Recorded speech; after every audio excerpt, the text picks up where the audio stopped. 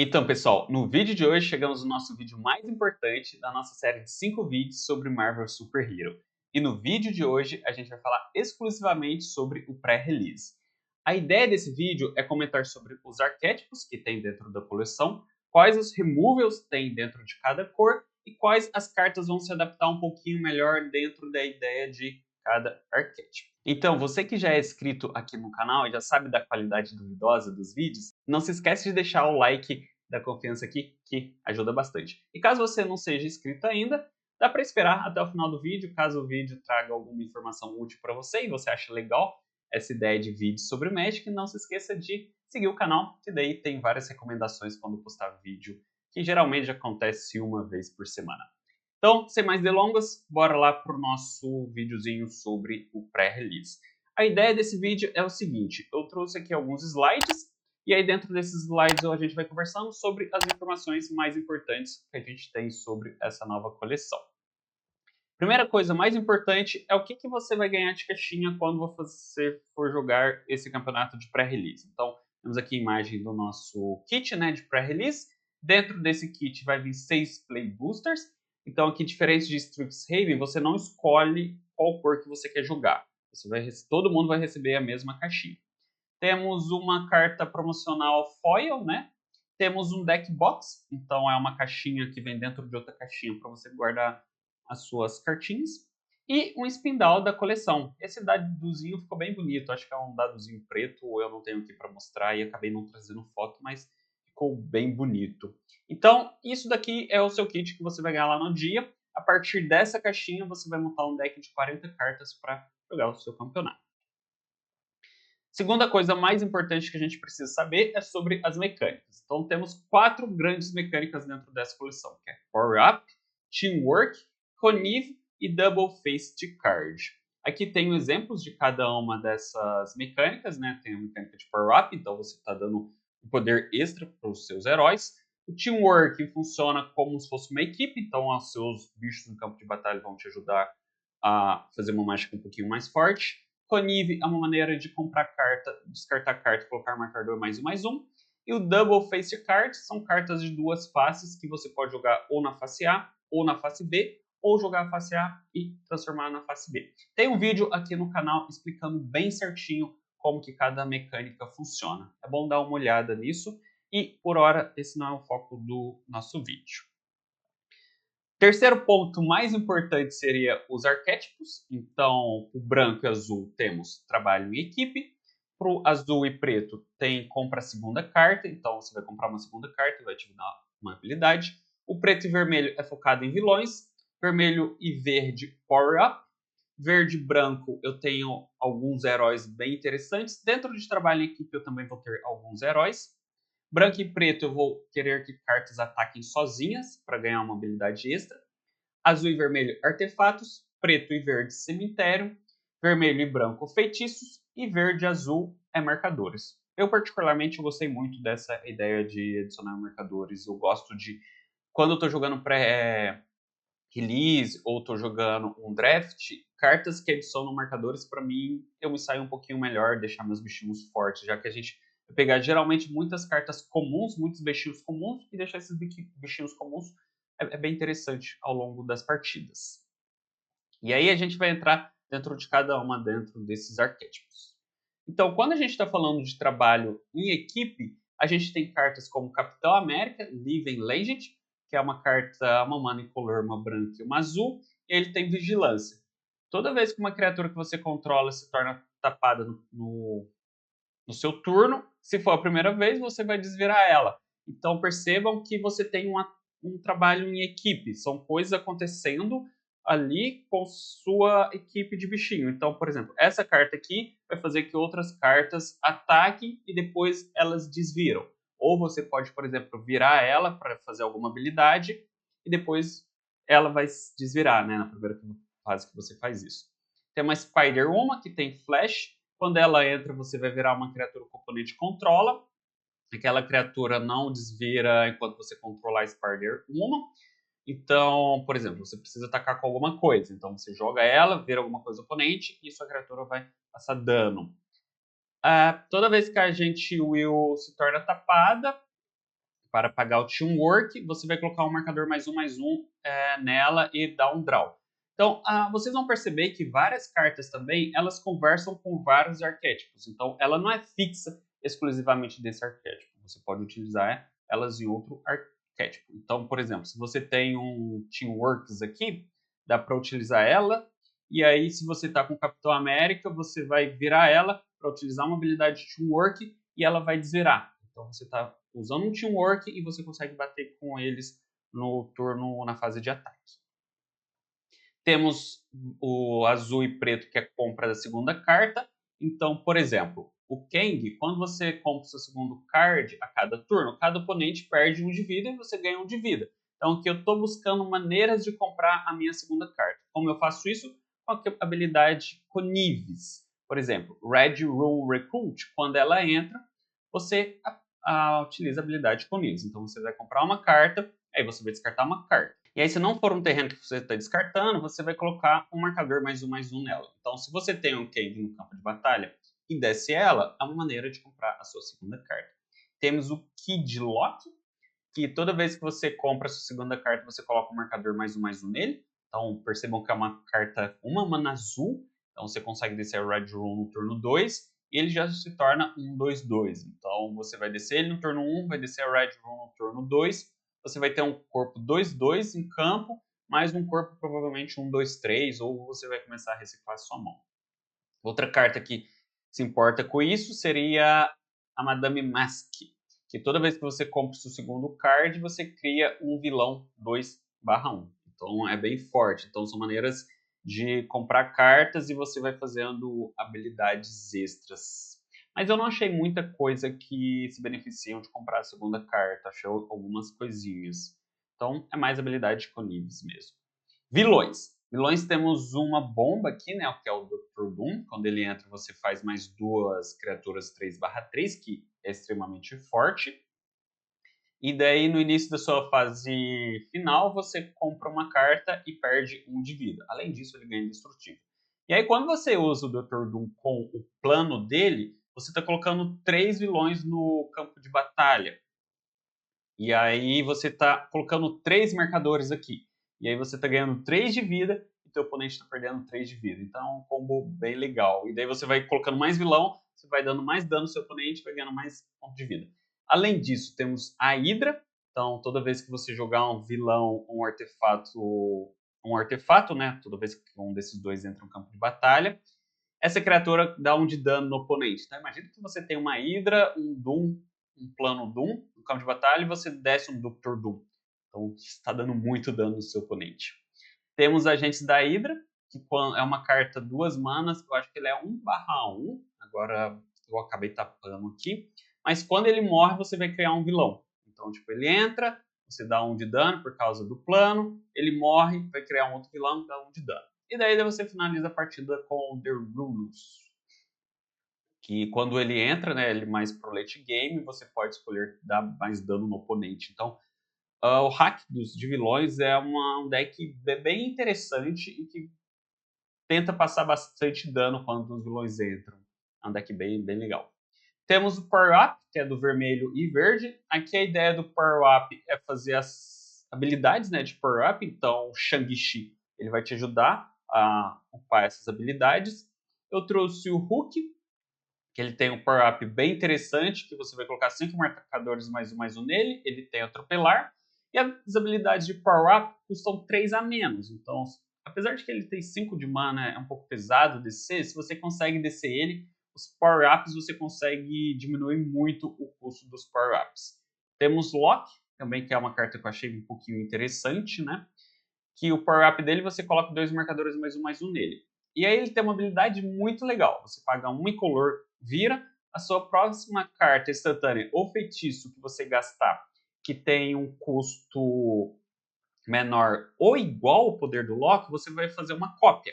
Então imagina, ele tem 2 de poder. Então tudo que tem 2 que você casta, então você vai pagando 3 manas, né, uma incolor para virar ele, mais 2 da mágica, você está gerando uma cópia. E aí se você aplica o power-up dele, vai ser 4.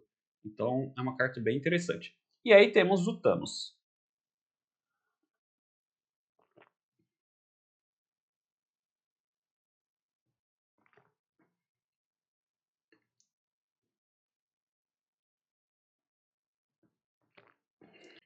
E aí temos o Thanos, que é uma carta bem legal que tem o seu power-up. Eu não sei se vai entrar num deck de 5 cores esse power-up, mas daria para tentar fazer algo do tipo para tentar usar a habilidade dele. Ele não vai funcionar com o Hulk, porque o Hulk diminui 3 em colores, mas ele funciona com o Shang-Chi. Vai que vem um Thanos dentro do kitzinho, né? Temos o verde e branco, que é heróis. Então, na parte de heróis, eu peguei cartas de heróis que vão fazer alguma coisa beneficiando esses heróis. Por exemplo, Agente Fio. Você vira, coloca mais um em cada herói que você controla. Com 2 manas você está fazendo isso. Temos o Black Panther, que quando um herói que você controla entra, você escolhe um, você vai criar uma fichinha 1/1, ou você vai colocar marcadores mais um até o final do turno em heróis. Então a ideia do verde e branco é você tentar pegar o máximo possível de heróis. E aí temos Avengers Assembly, que é um encantamento que os heróis que você controla têm mais dois.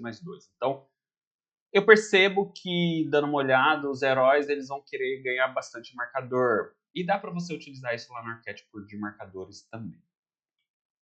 Temos ataque sozinho, que é o branco e preto. Então, suas criaturas elas vão se beneficiar quando você ataca sozinho. Então, se eu estou montando um deck assim, eu estou atacando com uma criatura sozinho, eu quero que a minha criatura ela seja muito forte. Eu não vou atacar com uma 2/2 sozinho. Então, a ideia aqui seria buscar cartas que fortaleçam aquela criatura. Por exemplo, o Patriot Shield Welder é uma carta uma incolor, uma branca 2/2, que você vai pagar 2, virar, e a criatura que você controla vai ganhando mais 2/0 e Hexproof até o final do turno. Então você vai bater com uma carta um pouquinho mais forte. Por exemplo, vai bater com o S-Agente, ele vai bater 5/2 com Hexproof. Então não dá para o oponente responder com algum combate trick. E, por exemplo, a Black Widow, quando uma criatura que você controla ataca sozinha, ela ganha First Strike and Menace of the Turn. Ela ganha First Strike e ameaçar, né, até o final do turno. Então ela bate primeiro. Então percebam que a sua carta ela tá atacando sozinha, mas ela precisa estar bem forte para conseguir atacar sozinha. Artefatos, achei muito interessante esse arquétipo. Tem muita coisa, como por exemplo a Shuri, que é 2 manas 2/1, e os artefatos que você casta vai custar 1 a menos. Então, tudo que é artefato custa 1 a menos. Então, por exemplo, se desce ela no turno 2, você consegue descer, por exemplo, um Iron Man no turno 3, porque ele vai custar 3 de mana. E aí ele tem mais 0 para cada artefato que você controla. E aí, quando ele ataca, se um artefato entrou no campo de batalha sob seu controle aquele turno, você compra uma carta. E ele tem Fly e Vigilância. Então ele vai bater sem precisar de virar, né? Sem necessidade de virar, já que ele tem 4 de resistência. Então é muito interessante. Além disso, temos um Tron aqui, que é uma carta muito forte para um deck de artefatos. E, além disso, também é muito interessante, às vezes, usar o Iron Land, que tem voar, vigilância. Tudo isso daqui é artefato. Uma Artificer Hero. Aqui eu tenho artefato. Não, esse aqui não é artefato, né? Artificer. E aqui eu tenho um artefato. Então, tenho 2 artefatos, tenho 3 artefatos. Isso aqui tudo reduz por -1. E aí o Iron Land, você vira, revela o topo, e se for um artefato, você compra aquele card. Então, tentar montar um deck de artefatos vai funcionar muito bem aqui. Cemitério. No deck preto e verde, obviamente, eu vou estar me preocupando com cemitérios. Então, só tomar um chazinho. E aí, algumas cartas que eu achei muito legal. Tinha essa Titânia, eu não tinha visto ela, mas ela é uma 3 manas. Quando ela entra, ou você vai descartar uma carta, ou você vai pagar 2 a mais. Ou seja, vai pagar 5, né? Mas descartar uma carta num deck que se importa com o cemitério, que às vezes você vai trazer cartas do cemitério, é super tranquilo. E aí ela é uma 5/5 e ela tem o ar de descarta a carta ou pague 2 manas, né? Então esse ward aqui é muito forte. É uma carta que eu achei bem interessante de utilizar. Temos Hellcat, que é muito legal, é 2 verdes e ela tem haste, né, iniciativa. E quando ela morre, você vai trazer ela do cemitério para o campo de batalha com um marcador +1/+1. Daí ela vai perder esse feitiço, né, e vai ganhar haste, ou seja, ela vai continuar com iniciativa. Então se ela morrer a segunda vez, ela morreu. Mas aí a gente pode combar ela com essa cartinha aqui, que é o Killmonger. E quando ele entra, você pode sacrificar uma outra criatura, e se você faz, você destrói a não permanente que o oponente alvo controla, não permanente de terreno, né? Eu sempre esqueço do terreno. Então você pode descer ele sacrificando ela. Então ela entrou, bateu, depois você desceu isso daqui, sacrificou ela vai voltar uma 3/3 e você bateu novamente. E aí toda vez que se tiver 3 ou mais criaturas no seu cemitério, ele ganha mais 2/1, ou seja, ele fica um 5/4, tá? 4 manas, 5/4, bem dizer. E temos Undercover também, Screw, que também se importa com criaturas do cemitério, ele se torna um 3/3 quando você tem 3 ou mais cartas no cemitério. E aí é uma maneira de você adicionar mana também, é muito legal, porque ele vai virar e vai adicionar uma mana, então você está precisando de mana, é uma carta que dá para usar no deck. Temos vermelho e branco como feitiço, e aí vai se importar com decks de feitiço. Cartas que se importam com decks de feitiço seriam basicamente o Thor, né, que ele tem Prowess, então você vai fazendo feitiço, ele vai crescendo mais ainda, ele tem Fly, tem Vigilância. E a gente tem a Mônica, caso você tire ela, ela também vai se importar com o feitiço por causa da transformação dela. E além disso, ela tem Prowess. Aqui eu não trouxe a transformação e eu não lembro exatamente o que faz. Mas temos alguns feitiços no vermelho bem legal. Por exemplo, a gente tem um encantamento de plano. Toda vez que você casta uma não spell de criatura, você cria um Treasure Torque, você cria um tesouro, né, que vai conseguir fazer mais feitiço, né, vai aumentar a sua mana. E quando tiver 4 contadores nele, você dá 7 de dano em qualquer coisa, né, em qualquer alvo. Na verdade, você ainda pode dividir entre 2 alvos. Tomar um chá. Então, é bem interessante esse arquétipo também. E aí, por último, temos o nosso arquétipo de marcadores, que é o que eu estou mais animado dentre esses arquétipos. Eu gosto da ideia de ficar colocando marcadores em criatura, porque dá para você pegar criaturas pequenininhas e ir crescendo ela. O primeiro delas seria o Training, que é um encantamento que as criaturas que você controla com marcadores ganham atropelar. E no início do seu combate, você coloca um marcador +1/+1 na criatura que você controla. Temos esse guerreiro aqui, que é uma criatura que não é uma criatura lendária, por incrível que pareça. Tem atropelar, e toda vez que você coloca um marcador +1/+1 em outra criatura, você coloca um marcador +1/+1 nele. Isso vai ativar uma vez por turno. Então, infelizmente, ele vai crescer no turno 3, vai crescer no turno 4, vai crescer no turno 5, se você conseguir fazer esses marcadores em todos os turnos. Mas lá no turno 5, ele vai ser 3 marcadores, ele vai ser um 5/4 atropelar. E dá pra. E outra criatura sua tá crescendo junto, né? Como, por exemplo, o Mr. Wide, você, no início da sua upkeep, você pode colocar um marcador +1/+1 nele. Ele vai crescendo junto com esse daqui. E aí você pode remover marcadores para você comprar cartas. Então é uma maneira de recarregar sua mana. E uma carta que sempre vai brilhar nesse deck é o Ant-Man. Que toda vez que ele ataca, você pode pagar 1 e aí você vai colocar um marcador +1/+1 numa criatura. E aí, se você coloca um marcador +1/+1 numa criatura, você cria uma fichinha 1/1 inseto. Então, percebam que ele não precisa atacar para você colocar marcador. Você tem outras maneiras de colocar marcador, e aí quando você coloca marcador, você faz uma fichinha. Então, percebam que o seu campo de batalha vai ficando grande, você vai adicionando marcadores, vai criando fichinha, vai adicionando marcadores, vai fazendo isso até vencer a partida, né? Esse é o plano ideal. Esses seriam nossos arquétipos. Agora a gente tem o quarto ponto mais importante: jogar um pré-release, que é as remoções. No branco temos 4 remoção. A primeira é uma branca com Teamwork, dá 2 de dano uma criatura atacando ou bloqueadora. Se você usar o Teamwork, ela vai dar 4 de dano. A segunda é um feitiço, que também possui Teamwork 4. E aí você vai exilar a criatura com resistência maior que 4 ou exila um encantamento com mana maior do que 4. E aí, se você usar o Teamwork, você pode escolher os dois. Temos o Super Vilão Lookup, que é um encantamento 2 manas, e quando ele entra, ele possui Flash, é muito bom, porque você vai exilar a criatura tapada que o oponente controla. Então, às vezes, é uma criatura que está atacando. Então, por isso a importância do Flash. E temos o Web Up, que é outro encantamento que vai exilar alguma não permanente de terreno que o oponente controla até isso aqui sair do campo de batalha. Então, no branco a gente tem duas maneiras de exilar e temos duas maneiras de dar 4 de dano, 4 remoções. No azul, geralmente a gente vai utilizar cartas ou para congelar, como Frozen Ice. Então você vai virar a criatura do oponente, ela vai perder todas as habilidades e ela não desvira. Então você travou, aquela criatura não serve mais para nada. Então a gente precisa destruir isso aqui ou sacrificar aquela criatura para fazer alguma coisa. O Justiça ele vai voltar alguma coisa para a mão. Esse lockzinho aqui ele vai voltar alguma coisa para o baralho do oponente. E essa Atlantis ataque aqui também vai retornar alguma coisa para a mão do oponente. Então branco, azul, branco não, desculpa. O vermelho ele retorna, tem 3 cartas de retornar, uma carta de congelar. E a gente tem uma anulaçãozinha que é 2 manas, anular alguma coisa do oponente com Teamwork 2.